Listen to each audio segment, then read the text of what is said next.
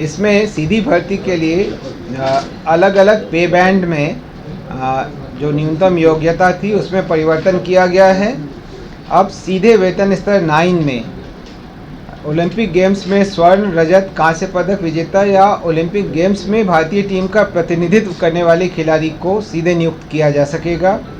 अंतर्राष्ट्रीय क्रिकेट परिषद द्वारा आयोजित अंतर्राष्ट्रीय खेल विधा के किसी भी प्रारूप में भारतीय क्रिकेट टीम का प्रतिनिधित्व करने वाले खिलाड़ी को भी इसमें नियुक्त किया जा सकेगा और भारतीय टीम का प्रतिनिधित्व करते हुए एशियाई खेल अथवा राष्ट्रमंडल खेलों में स्वर्ण पदक विजेता का भी किया जा सकेगा। इसी प्रकार कुछ अन्य भी संशोधन किए गए हैं। उद्योग विभाग का अगला एजेंडा था जिसमें केंद्र सरकार द्वारा प्रस्तावित वाराणसी रांची कोलकाता एक्सप्रेसवे के समीप कैमूर जिला में कुल 781.18 एकड़ भूमि का आधारभूत संरचना विकास प्राधिकार पटना के माध्यम से अधिग्रहण हेतु 230 करोड़ 64,97,000 रुपये के व्यय की स्वीकृति दी गई। उद्योग विभाग का ही अगला एजेंडा था जिसमें सहरसा जिला अंतर्गत कहरा अंचल में कुल 420 एकड़ के लिए पहले से जो स्वीकृति दी गई थी उसमें संशोधन करते हुए जो रकबा है उसमें थोड़ा परिवर्तन हुआ है और इसमें कुल रकबा 420.625 एकड़ के भूमि का आधारभूत संरचना विकास प्राधिकार आइडा के माध्यम से अधिग्रहण की स्वीकृति दी गई, जिस पर 88 करोड़ 1,13,847 रुपये के व्यय का अनुमान है।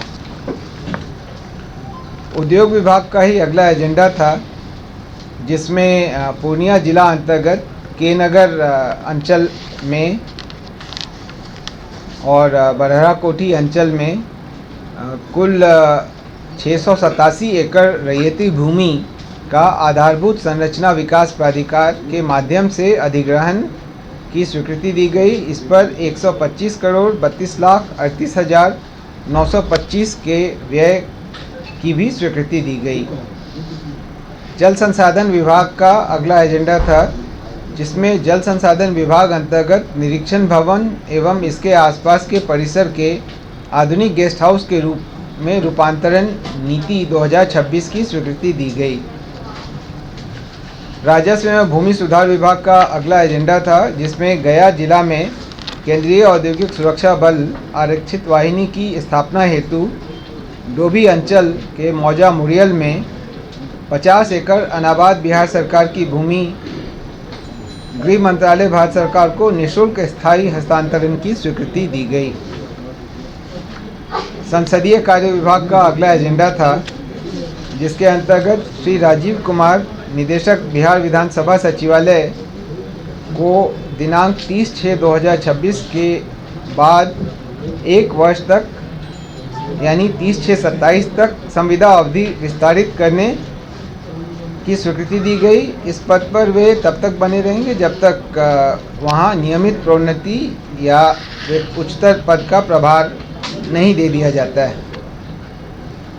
वित्त विभाग का अगला एजेंडा था जिसमें बिहार सेवा संहिता के नियम 21 के परिशिष्ट 3 में कार्याध्यक्षों और अध्यक्षालयों की सूची में क्रमांक 34 पर अंकित महाधिवक्ता कार्यालय बिहार को विलोपित किए जाने की स्वीकृति दी गई। पर्यटन विभाग का अगला एजेंडा था जिसमें राज्य में विभिन्न पर्यटक स्थलों के मध्य पर्यटकों के त्वरित एवं सुगम भ्रमण हेतु मुख्यमंत्री बिहार हेली टूरिज्म एवं एयर टूरिज्म सेवा योजना 2026 की स्वीकृति दी गई। इसके अंतर्गत जो राज्य में उपलब्ध हेलीकॉप्टर है उससे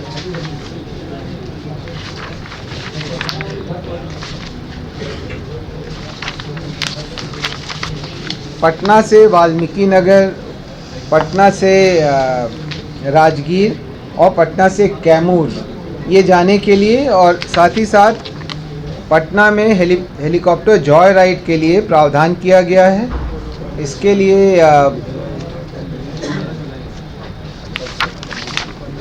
10-10 सीट उपलब्ध हैं प्रति सप्ताह और इसकी राशि भी निर्धारित की गई है। जैसे पटना वाल्मीकि नगर के लिए प्रति यात्री किराया 5,000 है, पटना कैमूर के लिए 6,000 है, पटना राजगीर के लिए 4,000 है और जॉय राइड जो 10 मिनट का होगा उसके लिए 2100 रुपये का किराया निर्धारित किया गया है।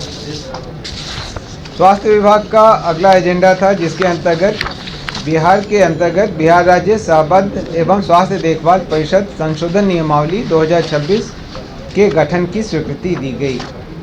तो आज की बैठक में इन बिंदुओं पर निर्णय लिए गए। आज की इस प्रेस कॉन्फ्रेंस में भाग लेने के लिए आपका धन्यवाद। सर, एक आग्रह होगा जो महत्वपूर्ण फैसला है सर, उसका संकल्प हम लोग के संकल्प की प्रति अगर दे दी जाए। संकल्प की प्रति संबंधित विभाग जब निकालता है तो उनके वेबसाइट पर चली जाती है।